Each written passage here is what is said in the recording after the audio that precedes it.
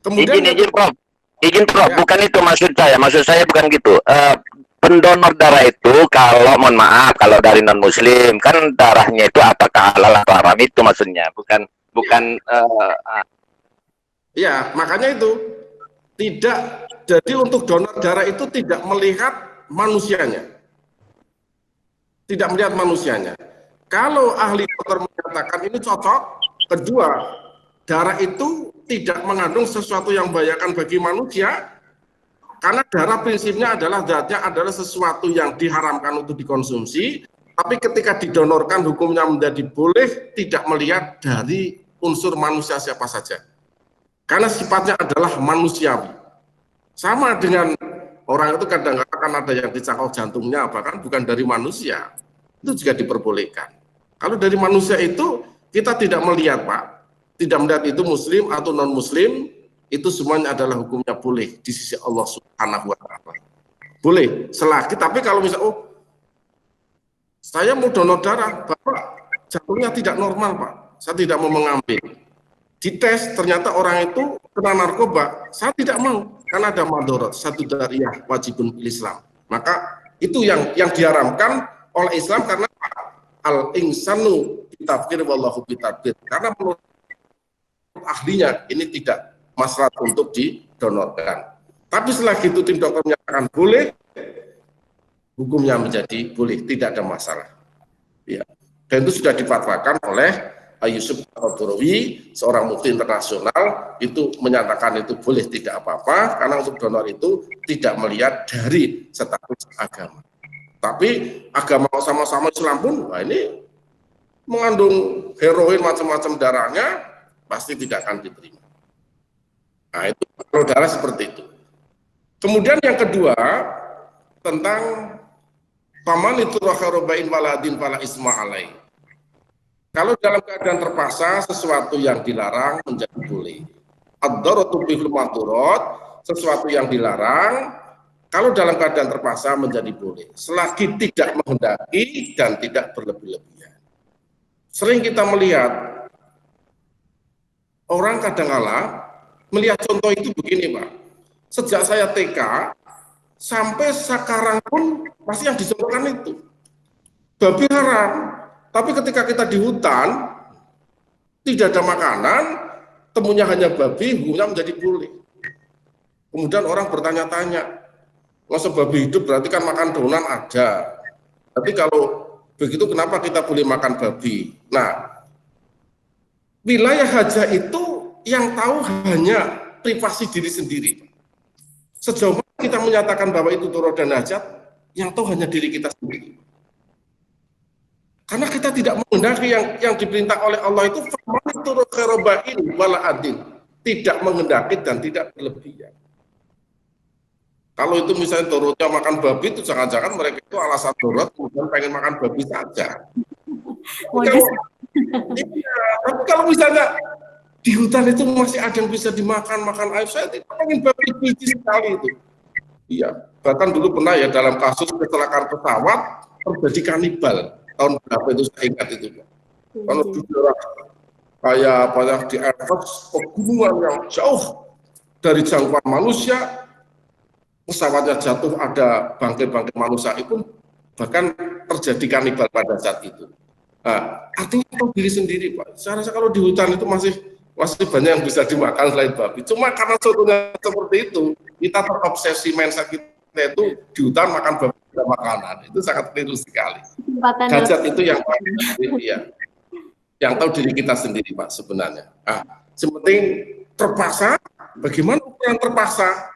Waduh, saya itu makan macam-macam sudah nggak ada, daunnya kering itu, misalnya itu adanya babi hutan yang juga sudah sama-sama kering misalnya, karena ya itu sudah lah bisa dimakan, dan babi hutan manusia saja mungkin bisa dimakan pada saat itu. Nah, jadi hajat itu yang tahu adalah diri manusia sendiri. Maka biasanya bicara fikih itu, Pak, yang bicara adalah hati nurani, sangat hati nurani. Sama dengan misalnya orang punya istilah ini syukuran macam-macam, itu kan itu lagu lama, tapi yang tahu kan hati kita sendiri. Ya. Saya nyantuni janda-janda itu, kasihan itu janda muda yang hati nurani Pak yang bicara. Maksudnya bukan santunan, tapi saya cuma dapat perhatian dari janda muda itu. Iya, itu Vicky Pak, bicara hukum sangat sekali sensitif dengan apa namanya hati manusia. Kemudian yang ketiga itu tentang apa tadi Mbak Ulfa ya? Jadi kalau kita sedang bepergian, mungkin ke luar negeri yang non Muslim atau mayoritas non Muslim. Oh ya, betul ya. Bukan daging asal bismillah terus kemudian jadi halal. Iya memang di dalam Islam itu begini. Wa ma ja'alakum fid-din min haraj. Allah menjadikan agama buat Pak Khairudin, Mbak Ulfa dengan Mas Didin bukan agama yang kuturunkan menyebabkan hidupnya menjadi sulit. Ya. Yang kedua, wala tulqu bi'aidikum ila tahlukah. Jangan kamu berbuat yang hanya menyiksa dirimu sendiri. Itu Quran yang bicara. Yuridu lakum bikumul yusra wala yuridu bikumul usra. Aku menghendaki kamu itu supaya hidupnya mudah dan kami Allah tidak pernah membuat kesusahan bagimu. Innallaha yudhibbu syai'an dinas. Allah tidak berbuat aniaya dan marah terhadap hambanya. Tidak pernah berbuat dolim. Walakinna nasa anfusahum yadhlimun. Tapi kebanyakan manusia yang selalu berbuat dan menyiksa dirinya sendiri. Nah, maka dulu pernah Pak kisahnya yang paling jelas itu begini. Ada seorang sahabat yang mampir di warung. Ya. Kemudian dia bingung, ini daging apa? Daging onta. Terus yang nyembelih siapa? Wah, nggak tahu itu. Jangan-jangan ahli kitab di sana, bukan Nasrani. Tapi saya lapar, gimana ya Rasul? Apa kata Rasul? Waf'al wa kul wasamu. Sudahlah, kamu makan daging itu dan jangan lupa bacalah basmalah menyebut Allah Subhanahu wa taala. Insya Allah halal. Artinya apa Pak? Di tengah-tengah kali itu Allah tidak menginginkan hambanya menjadi susah dan sulit.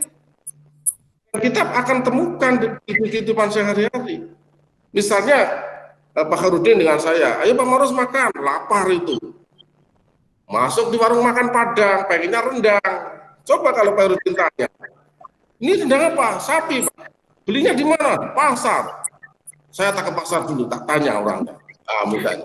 Di pasar, ini kios. Oh iya, pasar di Setori. Siapa yang Setori? Ini yang nyembelih dari Jakarta Pak. Waduh, di Jakarta nyembelihnya di mana? Kalau Bapak konfirmasi itu dalam keadaan lapar, Bapak bisa mati di tengah jalan karena sibuk mengkonfirmasi masalah daging itu. Maka Rasul memberikan gambaran. Waf'al wa kul wasamu, makan tapi bacalah basmalah. Al yakin la yuzal bisak. Bapak harus mempunyai keyakinan terhadap makanan itu tanpa harus meragukan. Nah, itu prinsipnya seperti itu dalam ibadah. Al yakin la yuzal bisak. Keyakinan tidak bisa dihilangkan karena Bapak itu ragu. Tapi kalau Bapak ragu, ya jangan makan. Bapak yakin. Makanya kalau Bapak tidak yakin itu halal atau haram, ya sudah, makanya telur saja, karena telur pasti halal itu misalnya. Insya Allah tidak apa-apa. Selagi Allah mempunyai tuntunan dan Rasul pernah mempraktekkan, silakan Bapak ikuti saja. Dasar pertama adalah keyakinan Bapak terhadap halalan masakan itu. Ya, kalau yakin sudah, karena saya yakin Pak Khairudin itu makan sesuatu di rumah pun itu tidak mungkin makanan itu ada label halalnya semua itu. Tapi Bapak yakin itu. Ya toh Pak? Yakinlah. Kadang-kadang juga beli gorengan tempe, gorengan pisang itu. Wah, kita nanya, mungkin ya nanya apa namanya, ini gorengan pisangnya penjualnya belinya di mana? Jangan pisang nyolong tetangganya. Wah, nanti lama itu urusan dia nanti. Tapi yang kita lihatin kemudian kita punya keyakinan, insya Allah itu sudah halal. Yang penting ketika kita keyakinan kita ini adalah kita ikhtiar hati-hati bahwa yang kita konsumsi adalah sesuatu yang dihalalkan oleh Allah. Hati kita halal, insya Allah halal itu Pak. Kalau Bapak ragu ya sudah janganlah itu. Kalau ragu-ragu tinggalkan saja nggih Prof ngaten nggih. Ya. Kemudian yang chatting tadi ya, Mbak Ulfa, Iya. halal dan yang haram itu ya. Ya yang samar-samar pripun gitu. Tadi pertanyaannya Oh ya, yang samar. sudah Ya, susah. Nah, gimana kalau dihadapkan pada yang samar-samar untuk mempermudah bagaimana? ya, begini. Jadi prinsip didasari benar Rasulullah Shallallahu Alaihi Wasallam itu bersabda. Jadi al halalul bayinun, sesuatu yang halal itu sudah jelas kok. Ya. Wal haramun bayinun, dan sesuatu yang haram juga sudah jelas. Tetapi di sini Rasul menggambarkan bahwa umur mustabihatun. Ada sesuatu di antara yang halal dan yang haram itu mustabihat. Mustabihat itu sama. Nah, biasanya kan samar itu ya. Samar-samar itu banyak sekali. Dan kita memang sangat susah menghindari. Nah, ya. Nah, kemudian ketika ada sesuatu yang misalnya ini halalnya jelas, ini ada hal yang jelas, tapi di antara yang halal dan ada yang haram itu ada sesuatu yang jelas itu ya. Maka Pak, ini Rasul memberitakan begini, tapi kebanyakan orang itu tidak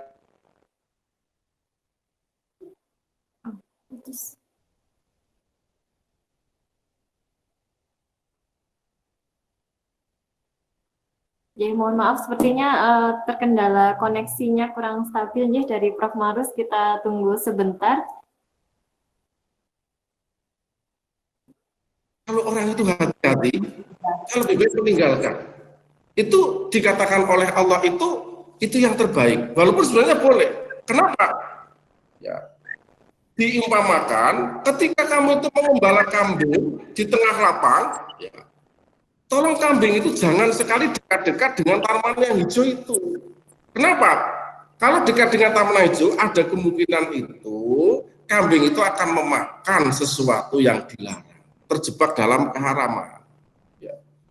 Ibarat kamu itu sedang naik tebing, tolong jangan duduknya itu dekat-dekat dengan tebing. Kenapa? Tinggalkan tebing itu. Karena bisa terjadi madorot kamu jatuh.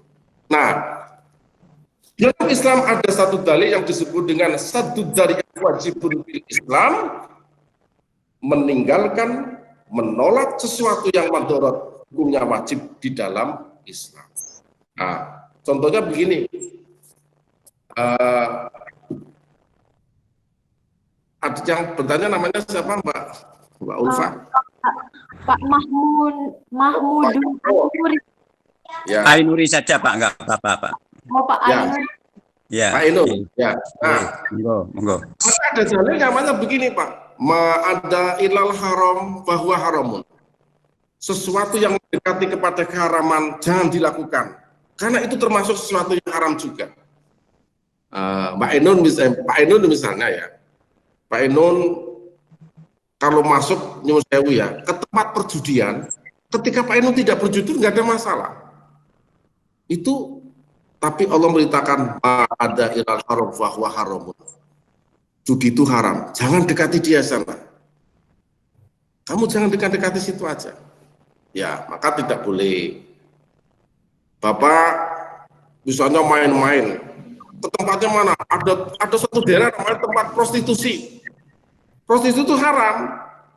Kita kawin itu halal. Tapi ketika main-mainnya di daerah itu Bapak termasuk daerah yang subhat. Bagaimana sebaiknya membesarkan agama? Tidak usahlah ma'ada ilal haram fahuwa haram. Tidak usah masuk ke tempat diskotik. Ma'ada ilal haram fahuwa haram. Iya toh. Jangan mendekati istri orang lain. Padahal mendekati nggak apa-apa silaturahmi, tapi ma'ada ilal haram fahuwa haram. Jangan mencari pembantu ditempatkan di rumah tangga tapi lebih cantik dari istrinya. Kenapa? Itu boleh tapi subhat. Kenapa? Ma'ada ilal haram fahuwa haram. Cegahlah sesuatu yang madorot, karena mencegah sesuatu yang madorot punya wajib di dalam Islam. Maka dalam Islam sebaiknya kalau di antara wa umur baina mustabihatun, di antara sesuatu yang mustabihat, yang ragu-ragu, halal dan haram, sebaiknya ditinggalkan.